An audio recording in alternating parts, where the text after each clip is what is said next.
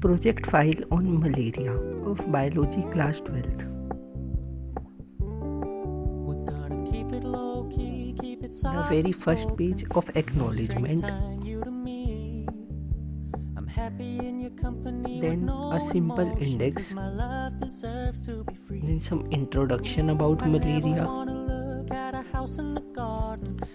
then types of malaria on simple pages with black and blue pen,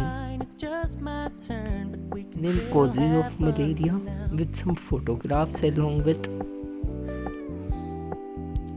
some signs and symptoms with simple drawings and attractive graphics. The treatment of malaria and its prevention with some photographs. A survey of 4 families which is required in biology project. A report of a patient. And it's the conclusion. Thank you.